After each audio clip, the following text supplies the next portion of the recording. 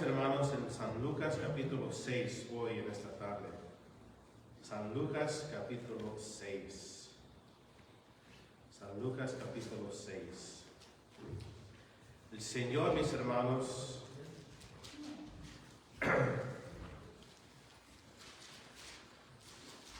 defiende a sus discípulos.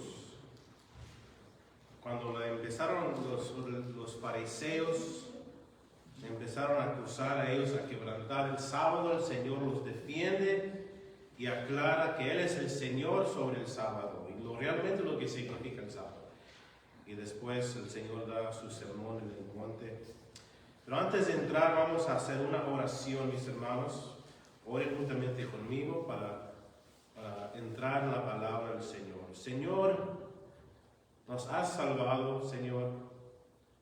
Señor, cuando estábamos sin esperanza y sin fe, pueblo gentil, pero Señor, tú nos diste fe, tú nos diste salvación mediante el Evangelio. Ahora somos, Señor, uno, judío y gentil, uno en Cristo. Es una grande bendición, mi Dios, de tener nuestros pecados perdonados, nuestro lugar fijo en el cielo y comunión contigo, Señor. Gracias por todo.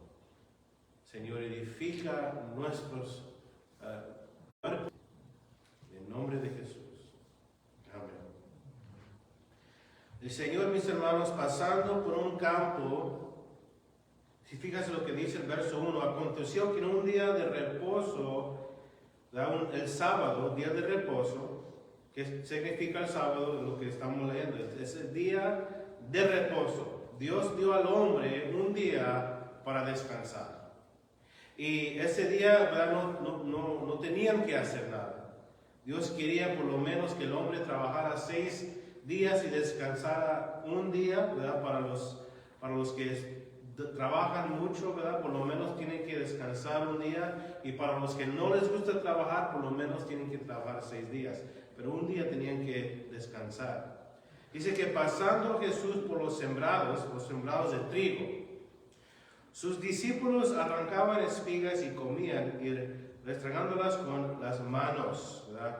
Yo trabajaba en el trigo y cuando el trigo ya es maduro puedes comer de lo que hay ahí en el campo. Verso 2, y algunos de los fariseos le dijeron, ¿por qué haces lo que no es lícito hacer en los días de reposo? Los fariseos, ¿verdad?, estaban criticando a los seguidores de Jesús porque cuando Dios dio el sábado en los tiempos de Moisés, entre los tiempos de Moisés y cuando vino Jesús, habían añadido tantas reglas que ni siquiera eran bíblicas. No tenían sentido. Una de las reglas era si alguien no tenía dientes, si tenía que usar dientes, ¿verdad?, de madera, no los podía poner el sábado, porque era una carga. Y hoy en día, mis hermanos, si vas a Israel, ¿verdad?, el día sábado no hay nada, no hay movimiento.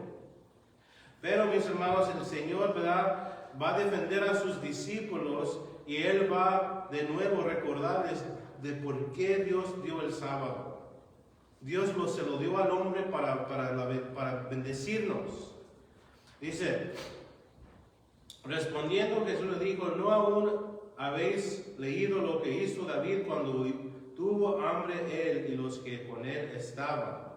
Verso 4, como entró en la casa de Dios y tomó los panes de la proposición, los cuales no es lícito comer sino solo a los sacerdotes, y comió y dio también a los que estaban con él. El Señor saca del Antiguo Testamento. Los fariseos sabían lo que decía el Antiguo Testamento. Sabían lo que en esta parte, en 1 Samuel, cuando David estaba peleando las batallas de Dios. David y su equipo estaban peleando la buena batalla para Dios, pero tuvo hambre. David juntamente los que estaban con él. Y no había otro lugar para comer, sino nomás ahí en el templo. Y ese pan, mis hermanos, dice la ley que solamente los sacerdotes podían comer. Pero el sacerdote que estaba ahí, mis hermanos, conocía a Dios. juntamente con David. David conocía la misericordia de Dios. David y sus seguidores tenían hambre, tenían una necesidad. El cuerpo necesitaba alimento. Y Dios mejor, mis hermanos, reconoció su necesidad para comer en vez de guardar la ley. Exactamente lo que los discípulos están haciendo. Ellos tienen hambre, por eso el Señor los dejó a cortar trigo por estos campos. Cristo estaba alimentando a los suyos. Y Él sabía que la necesidad humana era más importante que guardar un sacrificio en la ley. Lo miramos, mis hermanos, que Cristo es el Hijo de David. Como David tenía sus seguidores, así Cristo tenía sus discípulos y Él está dándoles de comer. ¿Por qué es importante eso? Fíjese que el Señor en veces les daba buenos alimentos y en veces comían lo que había. Muchos piensan que solo por ser cristiano merecen lo mejor.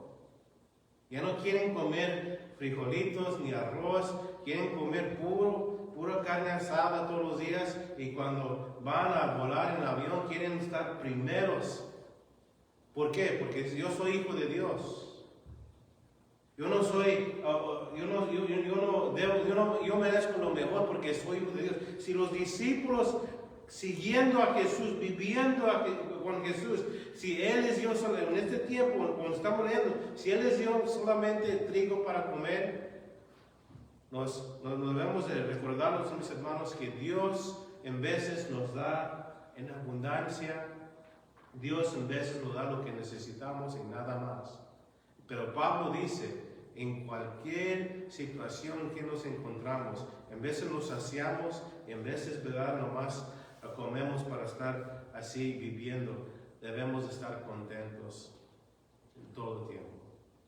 Pablo dijo, yo aprendí a ser contento. En veces estoy lleno, en veces tengo necesidad, pero en cualquier estado que yo estoy contento. Y eso debe de marcar, mis hermanos, realmente un seguidor de Jesús que tiene contentimiento en cualquier situación en que anda. Cuando las cosas van bien o cuando las cosas van mal. Entonces el Señor, ¿verdad?, está enseñando a los fariseos que la necesidad humana de tener misericordia es más importante que guardar la ley. Fíjense lo que dice. Dice, verso 5, y les decía, el Hijo del Hombre, hablando de sí mismo, es Señor aún del día de reposo. El Señor es el dueño de la casa. Si Él dice que no son culpados, que son inocentes, no hicieron ningún mal, así es. El Señor es el dueño de la casa. Cuando el Señor dice, el Hijo del Hombre es Señor aún del día de reposo, Cristo está diciendo, yo soy Dios. Si yo digo que está bien, que están piscando trigo, se lo están comiendo en este día, si yo digo que está bien, está bien. Es lo que Cristo está diciendo a los fariseos. Yo soy Dios. Ustedes están mal. Ustedes nomás están mirando cómo criticar y cómo juzgar a la gente, pero yo miro realmente la necesidad de uno. Yo miro realmente lo que la gente está haciendo por mí. Y sí conocemos a mucha gente así, ¿no? Nomás están mirando a ver cómo pueden criticar. No están mirando a ver aquí y allá. Que esa clase de música no sirve. Y que esa clase de música es del diablo. Y esto y que el otro. Hay diferentes gustos. Pero toda la música debe de tener el mismo mensaje, mis hermanos. ¿Cuál es ese mensaje? El Evangelio. Exaltando a Dios. Sí, ¿verdad? En veces hay música y la gente, ¿verdad?, quiere toda la atención y eso sí no está bien. Pero cuando empezamos a estar criticando y así no, y solamente así, es donde debemos de parar. Y Señor, ¿cómo miras las cosas? Cuando yo estaba creciendo en la iglesia donde mis papás asistían, solamente la música santa era la música corridito. Y los himnos. Y no me malentiendo, para mí los himnos son muy especiales. A mí me encanta cantar cantos de los himnos porque yo veo tanta doctrina ahí. Hay mucha carne para el creyente. Cuando estamos cantando esos himnos, están llenos de las estrofas, las letras están llenos de doctrina. Comparado a la música hoy, mis hermanos, los himnos tienen potencia. Y esos himnos que cantábamos, ¿verdad? Hace años atrás, esos himnos fueron escritos por jóvenes en su tiempo. Pero lo que quiero decir, mis hermanos, que para ellos la música ranchera y norteña sí era aceptable, pero otra clase de música no. Y estaban mal. Porque si antes de su generación, esa gente que estaba ahí, ¿verdad? Con la edad de mis padres, cuando ellos eran jóvenes, la moda para ellos era música ranchera, era música norteña, era música así, corridito. Y ellos, ¿verdad? Crecieron con ese estilo, pero empezaron a decir que solamente esa música era buena música. Es un ejemplo cómo podemos juzgar y criticar, ¿verdad?, a otros que no son iguales como nosotros o están, ¿verdad?, para nosotros no están guardando la palabra como deben de guardar. Pero el Nuevo Testamento está claro. El fruto que siempre debemos de mirar en la gente es si realmente tienen amor. Amor es el fruto que distingue entre uno que es realmente que quiere bendecir a su hermano, que es genuino en su fe, o a aquellos que andan nomás como los fariseos, que por fuera son santos, pero por dentro están llenos de malicia. El Señor es sobre el sábado, Señor es Dios, respondiendo a los fariseos. Y me gusta, mis hermanos, ¿verdad? Los fariseos atacan a los discípulos y ¿quién se mete enfrente? Cristo. Él es el buen pastor. Y siempre digo, mis hermanos, qué triste es el día cuando las ovejas tienen que defender al pastor. Ese pastor no merece. Es el pastor. El pastor tiene que estar enfrente, ¿verdad? Por un lado, mostrando ese carácter de Cristo, y a los que atacan el rebaño, ¿verdad?, sacando, ¿verdad?, la soga, sacando, ¿verdad?, la barra para defender en contra de los lobos. Es lo que miramos aquí en el Señor Jesucristo. Verso 6. Y aconteció también en otro día de reposo. Cristo, ¿verdad? Vuelvo a decir, ya para este tiempo el hombre puso tantas reglas para guardar tocante el día sábado. Las mujeres no podían arreglar su pelo, estaban todas despeinadas, porque no podían amarrar ni un nudo, pobrecitas mujeres. Aconteció también que otro día de reposo, que él entró en la sinagoga, enseñaba, y estaba ahí un hombre que tenía seca la mano derecha. Verso 7, y las echaban los escribas y los fariseos para ver si en el día de reposo los sanara, a fin de hallar de que acusarla. Ahora están empezando cómo levantarse en contra de Jesús. Otro día de reposo, el Señor mostrándoles que es lícito hacer algo bueno en el día de reposo. Verso 8 más, él conocía los pensamientos de ellos y dijo al hombre que tenía la mano seca, levántate y ponte en medio. Y él levantándose se puso en pie. Verso 9. Entonces Jesús les dijo, os preguntaré una cosa, ¿es lícito en el día de reposo hacer bien o hacer mal, salvar vida o quitarla? ¿Para qué dio Dios el reposo? Para bendecir al hombre. El hombre se cansaba.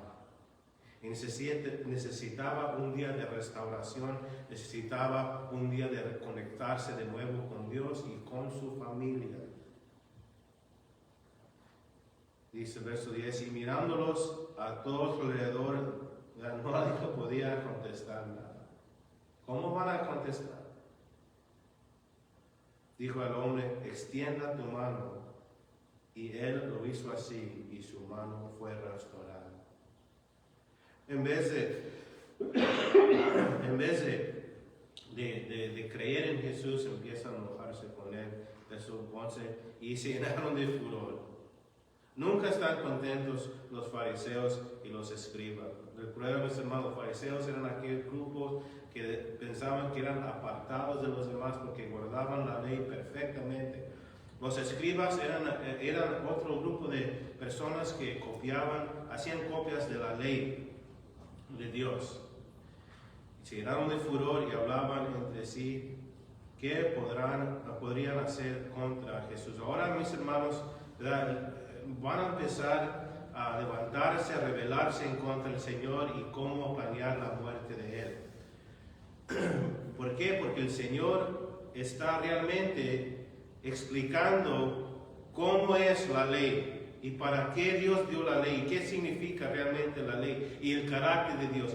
Que Dios, mis hermanos, siempre quiere dar misericordia. Yo tengo que leerles un texto. Escuchen mientras que yo leo para ustedes en Oseas. Recuerden, mis hermanos, Dios es misericordioso, Dios es amor. La misericordia de Dios nos transforma, el amor de Dios nos transforma para dejar lo que no es agradable ante Dios. Oseas 6:6. Fíjense lo que dice: porque misericordia quiero y no sacrificio. Misericordia quiero y no sacrificio. Y conocimiento de Dios más que holocaustos. ¿Verdad? Mostrando misericordia, conociendo a Dios que Él es misericordioso. ¿Verdad? El rey David, ¿qué dijo? Cuando Dios le dijo: David, te tengo que castigar. David, ¿qué quieres, David? ¿Pestilencia? ¿Ser perseguido por tus enemigos? ¿O que vea una plaga en Jerusalén? ¿O hambre?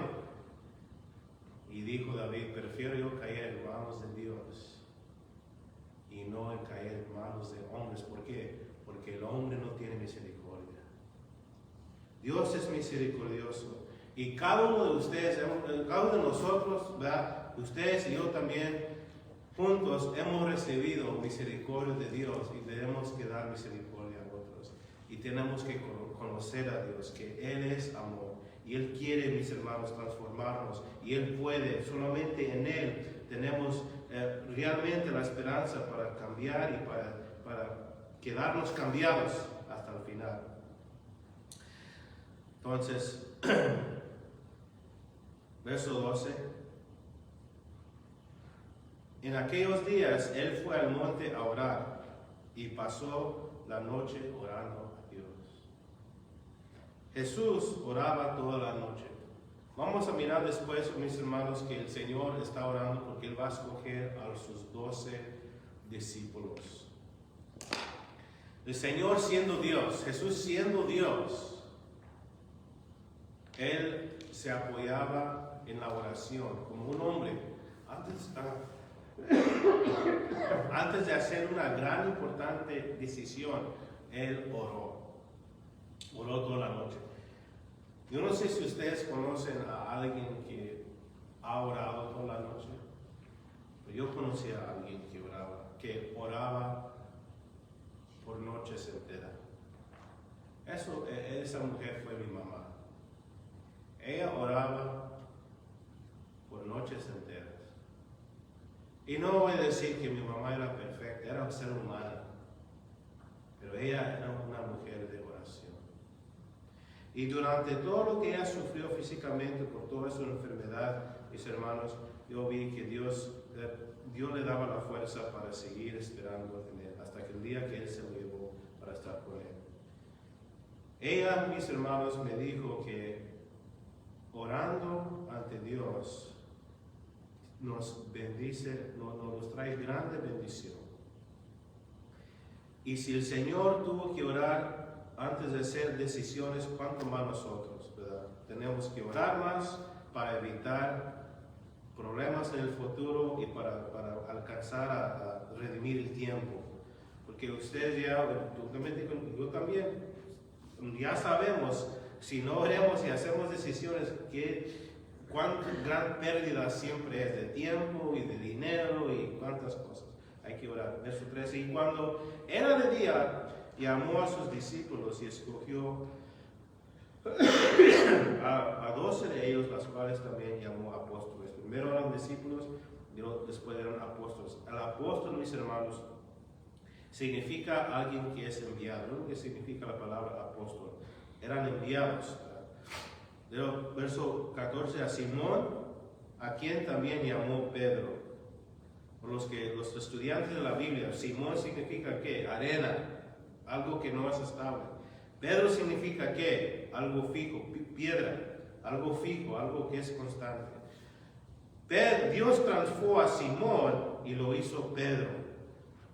Dios dice Andrés, su hermano, Jacobo y a Juan. Juan era un joven cuando empezó a seguir a Jesús. Muy, muy joven.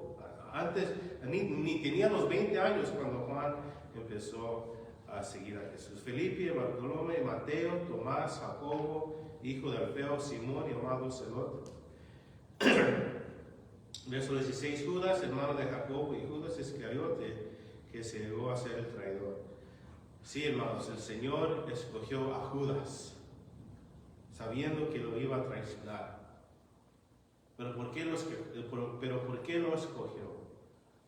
No sabemos. ¿Para qué escogió a mí? Yo no sé.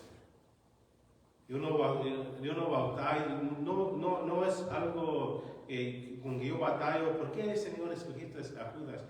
Lo que batallo yo es, Señor, ¿por qué escogiste a mí, Señor?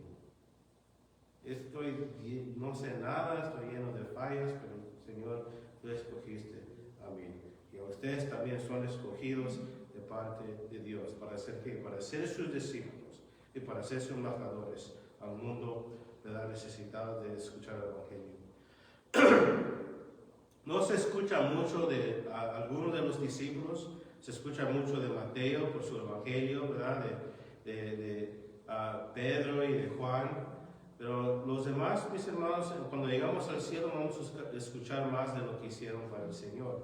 En el cielo, ¿verdad?, vemos en la Nueva Jerusalén que en la fundición de la nueva ciudad están los nombres escritos de los apóstoles.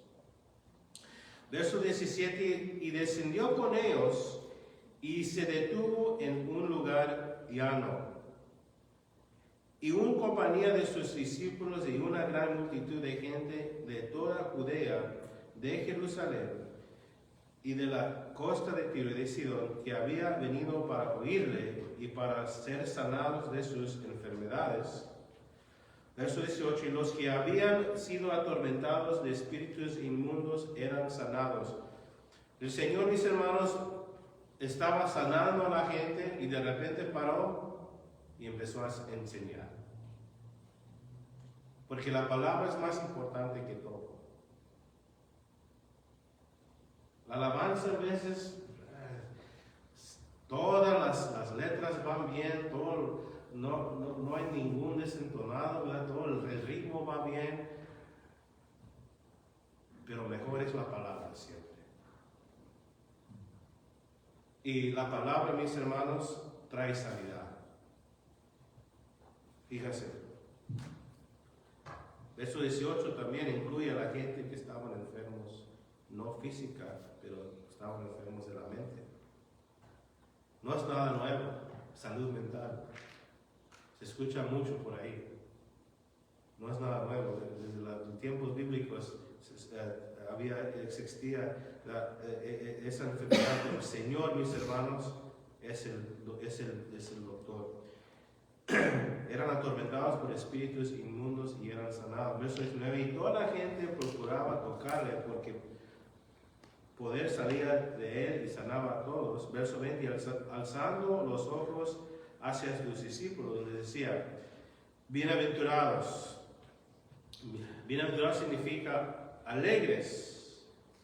vosotros los pobres, porque vuestro es el reino de Dios. ¿De qué se refiere el Señor? ¿La pobreza física? El Señor aquí se refiere a la pobreza espiritual. Que ante Dios no tenemos en nuestra cuenta justicia. No lo tenemos. Dios es santo y Él requiere 100% santidad, pero usted y yo no lo tenemos. Nos hace falta. Somos pobres ante Dios. Pero dice bienaventurados. ¿Por qué? ¿Por qué es bienaventurado el que es pobre? Porque un pobre sabe que mete su mano a la bolsa y no tiene, sabe que tiene que ir a un lugar donde tiene que darle para comer, para vestir. Porque los pobres van a Dios por perdón y por justicia y por transformación. Por eso son bienaventurados. Los que supuestamente son ricos dicen, yo no hago esto, yo no hago lo otro. La iglesia es para los que matan gente, la iglesia es para los peores en el mundo. Yo no hago nada a nadie, yo no necesito ir. La persona es necia. Dice, verso 21, bienaventurados que ahora tenéis hambre, porque seréis saciados. ¿Tener hambre de qué? En Mateo dice hambre de justicia. Los dos, y justicia adentro y justicia afuera, mirando justicia en el mundo. Muchas veces miramos tanta injusticia, porque muchos son comprados por dinero o por político y no dan buenas decisiones y hay injusticia. Hay mucha gente que sufre, gente inocente que sufre por causa de otros. Eso es injusticia. Y también aplica para lo de adentro. ¿Ya? Somos culpables ante Dios. Muchas veces no tenemos justicia adentro. Pero dice, bienaventurados los que tienen hambre, porque cuando el Señor venga en su reino venidero, vamos a ser saciados. Dios mismo va a obrar y va a dar justicia y vamos a ser transformados, completamente transformados ante el Señor. Y lo dice, bienaventurados los que ahora lloréis, porque reiréis. Yo sé que todos aquí hemos llorado con lágrimas por un mal que unos hicieron hacia nosotros, o quizás nosotros hicimos, ¿verdad?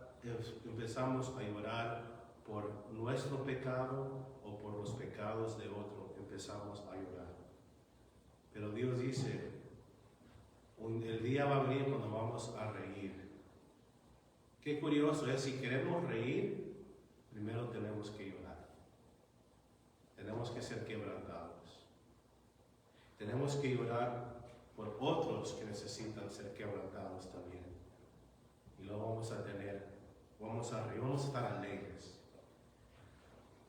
Verso 22, bienaventurados seréis cuando los hombres os aborrezcan. Ahora, mis hermanos, si uno es seguidor de Jesús, si uno, ¿verdad?, quiere agradar a Dios y obedece la palabra, ¿verdad?, ¿por qué no nos van a querer? Si una persona buena debe de tener bastantes amistades, deben de querer en cualquier lugar, pero no es así. Los seguidores de Jesús van a ser aborrecidos, van a ser despreciados.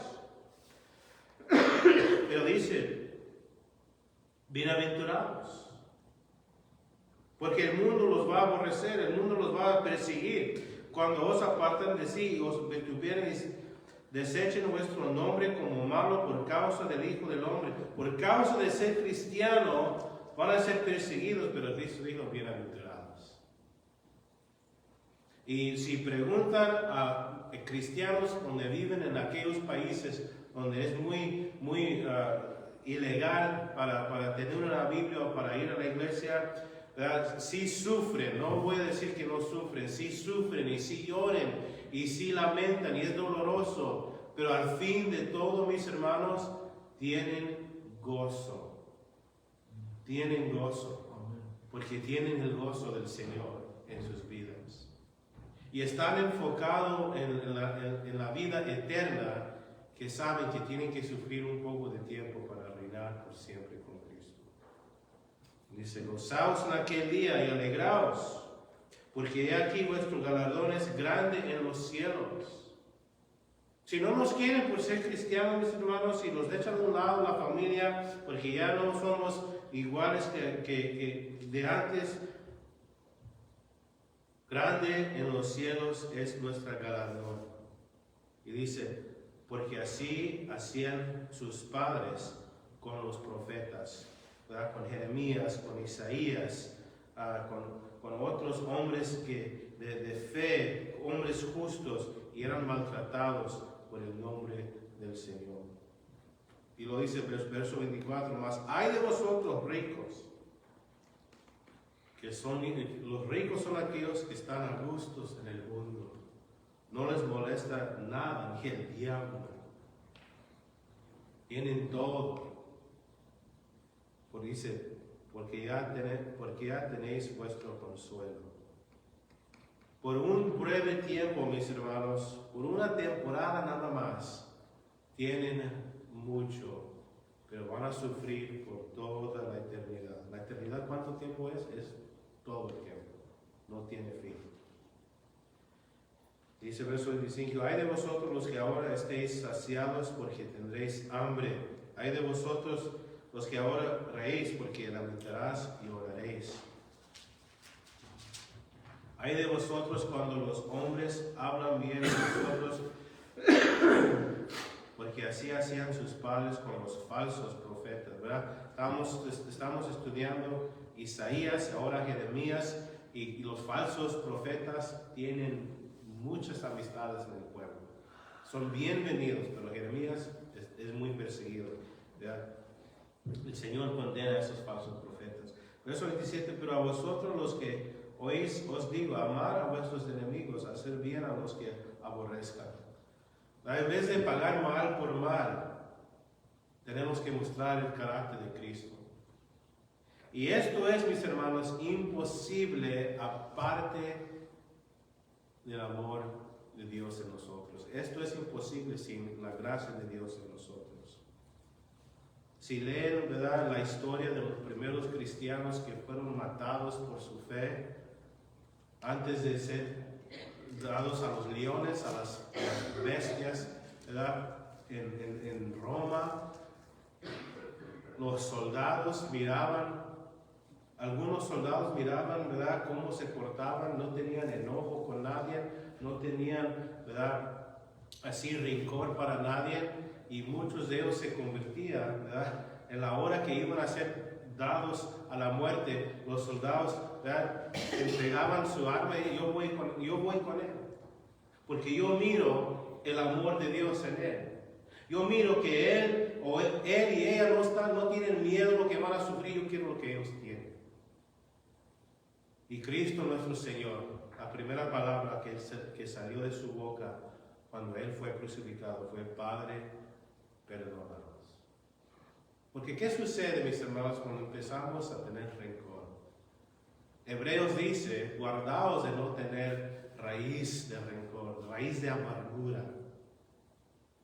Siempre he dicho antes, lo van a escuchar otra vez, los doctores dicen que cuando uno es amargo, que cuando uno tiene amargura o rencor con alguien, las arterias se te ponen duras y físicamente te afecta, mentalmente te afecta.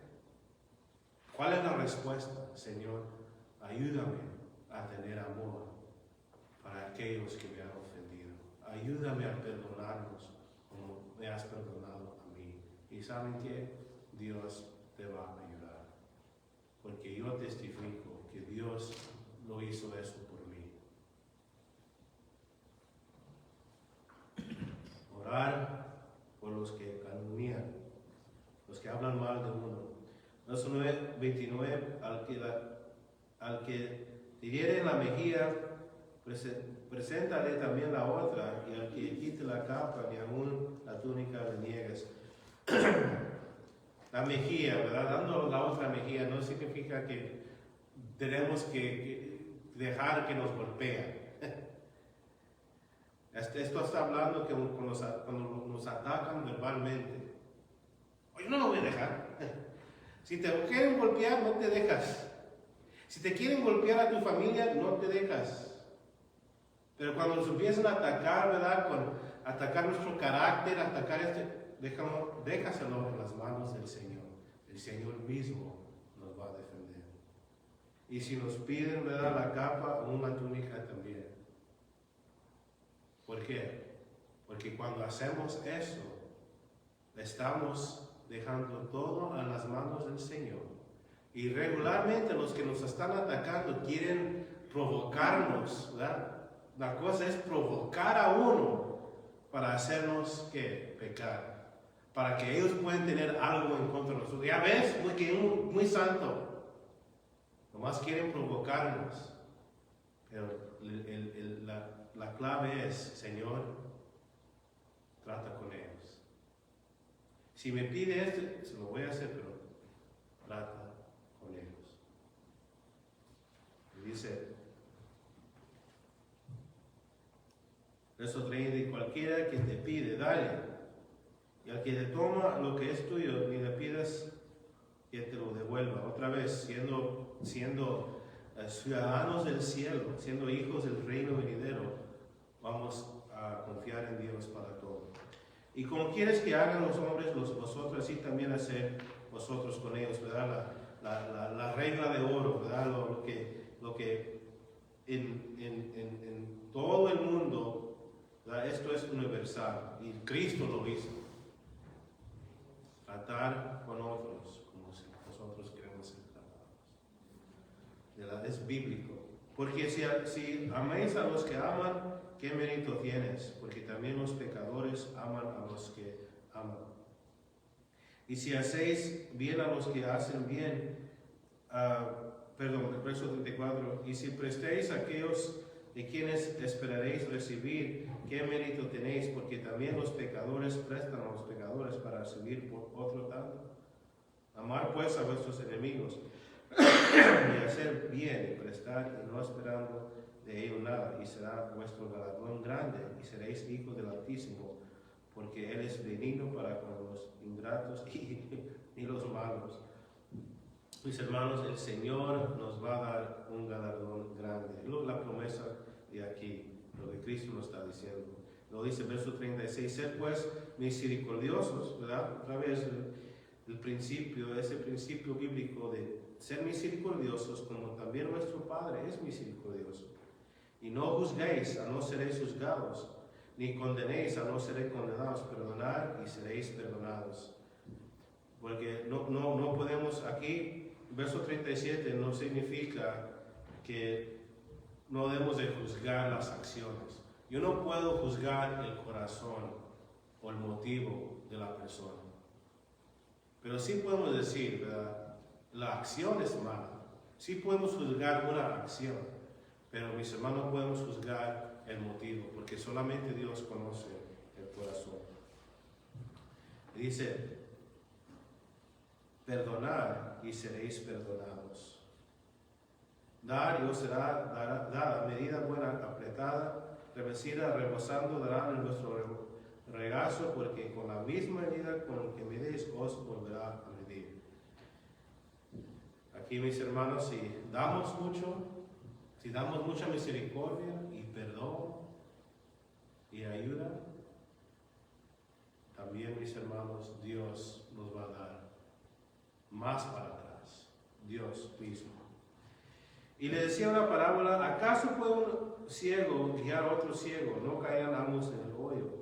El discípulo no es superior a su maestro, mas todo lo que fuere perfeccionado será como su maestro. ¿Para qué miras la paja que está en el ojo de tu hermano? No echas de ver la viga que está en tu propio ojo. Es bueno entender primero, pero si miramos un defecto a alguien, es muy saludable hacer esas preguntas a nosotros primero. ¿Yo he hecho algo así o algo similar?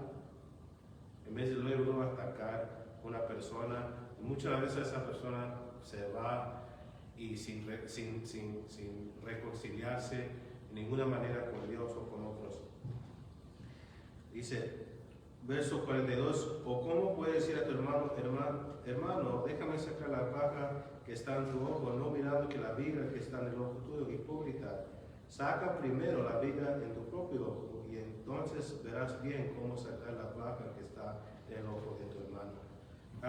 Otra vez, primero mirando a nosotros mismos en el espejo y luego tratar de ayudar a otros.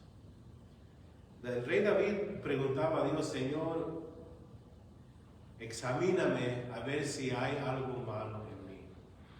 No es que el Señor no sabía, el Señor sabía, pero David que estaba pidiendo a Dios, enséñame lo que yo tengo en mi vida que no te agrada a ti. Todos nosotros tenemos algo, todos nosotros tenemos algo.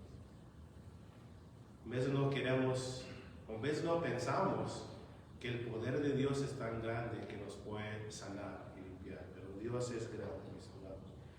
No es buen árbol el que da malos frutos, ni árbol malo que da buen fruto, porque cada árbol se conoce por su fruto.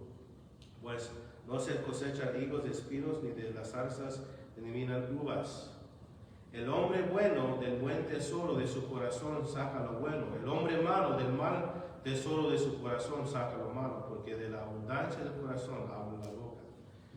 El hombre, mis hermanos, que tiene un corazón limpio, que tiene el amor de Dios en su vida, siempre va a ser lo mejor. Quiere ser lo mejor para Dios y para otros. Quiere servir para Dios, para algo bueno y para otros. Pues el hombre malo siempre habla de sí mismo. Fíjate lo que yo quiero hacer, lo que yo hago, y yo para acá, y yo para allá, y no me gusta esto, y no me gusta el otro. Verso 46, ¿por qué me amas, Señor, Señor, y no habéis lo que yo digo? Tú aquel que viene a mí y oye mis palabras y las hace, os indicaré a quién es semejante. El Señor, mis hermanos, de todo lo que Él enseñó aquí, si tomas todos el consejo secular de todo, cuando yo digo consejo secular, es psiquiatristas, psicólogos, todos los que en teología, en todo, toda la sabiduría humana, en todo el mundo, en toda raza, si los pone en un lugar, es una débil interpretación de lo que Cristo nos dio aquí. De mirar a tu hermano como igual, de tener misericordia, de tratar de comprender a alguien, aún siendo diferente, de tratar de mostrarle el carácter de Dios, el amor de Dios. Y luego dice, la bendición es para aquellos que lo ponen por obra. Y da un ejemplo. Semejante es al hombre que edifica una casa y cavó ayudando y puso el fundamento sobre la roca. Y cuando vino una inundación del río con inquietud contra aquella casa, pero no la pudo mover porque estaba fundada sobre la roca. La vida que es edificada sobre la roca, sobre la palabra de Dios, mis hermanos, venga lo que venga. En el mundo hay tristeza, hay sufrimiento, hay aflicción. Muchos no nos van a querer. Pero venga lo que venga, si estamos plantados firmes en la verdad, en la palabra de Dios, mis hermanos, venga lo que venga, vamos a permanecer fiel. Cristo es la roca, el Evangelio es la roca, la palabra de Dios es la roca. Pero si somos oidores nada más, fíjese el fin, dice, mas el que oyó y no hizo, semejante es al hombre que edificó a su casa sobre la tierra, o arena, más bien, sin fundamento, contra la cual el río dio con inquietud, y luego cayó, y fue grande la ruina de aquella casa. Primero, mis hermanos, los que no tienen su fe en Cristo, mediante el Evangelio, cuando viene el día final, cuando están de pie ante Dios, no van a tener justicia ante Dios. Y también los cristianos que son desobedientes, son salvos, pero echan menos todo lo que Dios dice en su palabra. Su vida es inconstante. Cuando vienen apuros, cuando vienen problemas, van a caer. Que Dios nos dé, mis hermanos, un corazón obediente. Yo soy bien terco, bien terco. Cuando yo era pequeño, mis papás me decían, eres terco. Yo no sabía, yo no comprendía lo que me decían, no sentía. Y mi oración es, Señor, hazme escucharte la primera vez para que yo sea bendecido, para que mi familia sea bendecida. Ya no quiero aprender, ¿verdad? De otra manera. Y es mi oración para todos nosotros. Señor, danos un corazón obediente, Señor. Renueva nuestra mente con el poder del Espíritu Santo. Que todos aquí seamos llenos del Espíritu y de fe.